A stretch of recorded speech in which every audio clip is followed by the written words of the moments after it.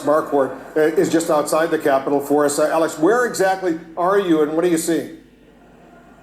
Hey there, Wolf. Well, we are on the northeastern side of the Capitol, on the Senate side that Pamela Brown was just talking about. And the situation that we're seeing right here might be best described as a standoff. It's been a bit of a status quo for about the last hour here. What you're looking at there is the northern side of the Capitol. Hundreds of rioters, of insurrectionists, as we've been calling them, gathering on the edge of the Capitol building. We did hear a number of bangs just a short time ago that did sound like flashbangs and movement from these rioters, which would indicate that they are, to some extent, and to a very small extent, Wolf, getting pushed back by law enforcement. We do see some law enforcement. I'm going to ask my cameraman, Ronnie McRae, to point up at the steps on the Senate side. You can see a line of police there. I'm not sure what agency they're from, whether they're Capitol Police or Metropolitan Police, but just a little ways farther down, you can still see that there are those rioters on the steps. So this is a face-off between the law enforcement and the rioters here. We have seen riot police showing up. Sir, I'm on TV. We have seen law enforcement show up over the course of the past 2 hours, but so far there has been no serious response by law enforcement just yet. Wolf, as you know, a curfew will go into effect in around an hour's time. There is no indication right now that these protesters have any inclination of going anywhere. There's no indication that they had heard the message from the president to go home. And I just want to highlight one thing that our colleague Anderson Cooper said.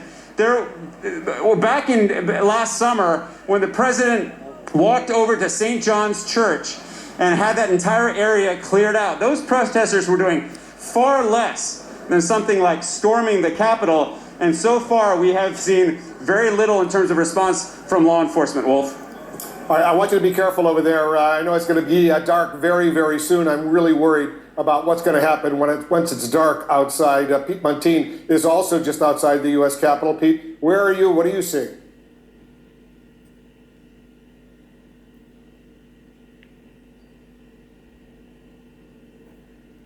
Apparently between this mob of Trump supporters and police are way outnumbered by this mob here. You can see on the Capitol steps here, this is the Senate side, Capitol Police standing there. In fact, just a few moments ago, we saw two from this group of these rioters, walk up to the police, actually even walk beyond them for a moment. We also heard 3 loud bangs over on this side of the Capitol, what we think are now flashbangs, possibly tear gas. We heard a bit about that from Alex Marquardt. That led a lot of this group to file over here from the steps leading up to the Capitol on this east side. Just to put this in a bit of context, you would never, ever see this many people, this many civilians up on the Capitol right now. We're just on the top side of the Capitol Visitor Center, which would be very, very locked down during normal times. One interesting thing that I have to note here, we're just now hearing a Metropolitan Police helicopter here, and we have seen some police officers, I assume police officers, on the roof, potentially snipers. They have been moving into place, vacillating here between peaceful and very quiet, but also a loud mob behind us as well. Wolf? Yeah, the D.C. curfew ordered by the mayor goes into effect a little bit more than 2 hours from now, 6 p.m. Until 6 a.m. Ryan Todd, you're also up there in the middle of all of this. Tell us what you're seeing. Right, Wolf, we're at the center steps of the Capitol on the east side, and we're going to kind of take you in a little bit tighter. You still see some protesters here really not concerned about the police. There's a protester on top of a government vehicle there. They've been standing on these government vehicles over here.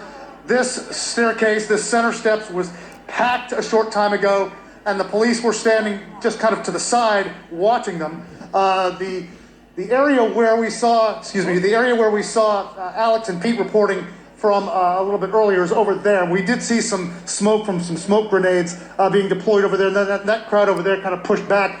And as they reported, you see that line of Capitol Hill police officers there on the steps kind of containing that area. But listen, the protesters had overtaken those steps as well earlier. 3 sets of steps here on the east side of the Capitol had all been overtaken by protesters. Now, 2 of the 3 are pretty much clear. This one is still not. And as you can see, let's take another shot of these protesters here on top of this government vehicle. The police have not moved in force just yet, and it really, as everybody's been talking about all day, this just kind of reveals the stunning vulnerability that the Capitol has been left under today. And it's been evidence here on the east side, on the west side, where the confrontations with police were very tense, and we saw protesters climb these risers that were built specifically for the inauguration and start waving Trump flags on top of the risers.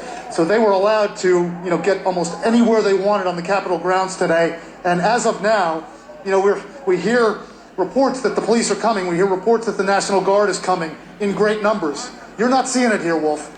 This is, if they're coming, they're taking their time. And these protesters are seemingly, they're not inclined to leave, and they don't seem to be very worried at all right now. It does look, though, Brian, like the crowd is thinning out a little bit right now as it's beginning to get dark. They are thinning out. They've been thinning out a little bit over the past hour, but again, they're leaving on their own volition. They're not leaving because the police are pushing them out. The police really, we did see 2 lines of riot gear-clad police come through here, walking fairly slowly, and there were some protesters trailing behind them, yelling at them, kind of harassing them a little bit. So, again, there's tension here, but the police, even though, again, we're warned about the curfew at 6 o'clock, we're told that the police and National Guard are on the way here.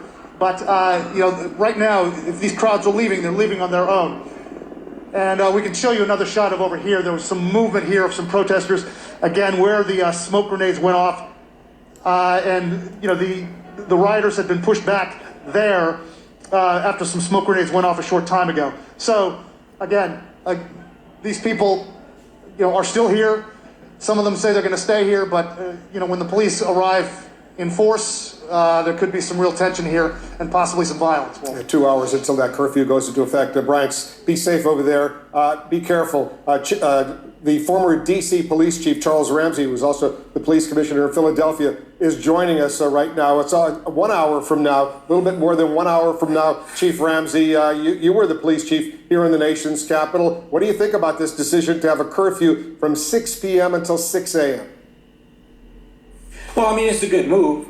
These folks aren't going to pay any attention to it, though. But, the mayor's got to do what she's got to do. The bottom line is they've got to start clearing this, the Capitol grounds. I don't know what they're waiting on. I know they've activated and brought in National Guard, supposedly from a couple different states, Maryland and Virginia, as well as the district. Maybe they're assembling somewhere and trying to get their battle plan together in terms of how they're going to handle it. I can look at the flags and tell that the wind's blowing pretty good, so you probably want to move in with the wind to your back in case you have to use chemical munitions or pepper spray or what have you. But they got to get them off the grounds. They've got to reestablish a perimeter. They've got to get them out of the building, and they need to get started as soon as they possibly can. Because the mayor, in her statement that was released, Chief Ramsey, said as far as this curfew is concerned, during the hours of the curfew, no person other than persons designated by the mayor shall walk, bike, run, loiter, stand, or motor by car or other mode of transport upon any street, alley, park, or other public place within the district. When you were the police chief, did you ever have a curfew like that? I don't recall. During the IMF World Bank, back in the early 2000s, there may have been a curfew. I just don't recall offhand. But nothing, we didn't handle anything like this. The Capitol Police got overwhelmed. There'll be a lot of people looking at what happened there. There's about 2,000 Capitol Police. I don't know why they didn't have enough people available to at least prevent this from happening in the first place. Of course, you can always hit a tipping point where you just get overwhelmed. But they got overwhelmed awful quick, and there's no way they should have gotten in that building, in my opinion. But we'll look at that later. That's kind of like the hot wash after the event. Right now, they got to retake the Capitol. And they got to start. They're going to have to do it. I assume, Chief Ramsey, I assume they got to start arresting some of these people who broke windows and trespassed and just entered into a secure area. Anybody inside that building, as far as I'm concerned, ought to be face down in handcuffs right now. Yeah, that's what they ought to be doing. I don't know what they're doing in there, but they need to be locking them up without question. But first, they got to gain control. And right now, they don't have control. So, yeah, but they're... Yeah. As you and I They're gonna know, have to take there's a action. lot of closed-circuit cameras inside that U.S. Capitol, so they're going to have a lot of evidence if they want to start doing all of that. What also worries me, Chief Ramsey, is that there's 14 days until the inauguration, and I suspect the local police, the area police, Maryland, Virginia, military personnel, National Guard troops, they're going to be on alert right now, getting ready for the January 20th inauguration, because the president has basically suggested he wants these individuals, rioters, to come back. Well, there's chatter on the internet now about Occupy DC. And so I don't know if this is part of it or not, but that's not surprising. So yeah, they're going to have to be on high alert. They're not going to be able to let these folks establish camps or anything like that. But the next challenge will be January 20th on the inauguration. But in the meantime, these next couple of days are going to be pretty dicey.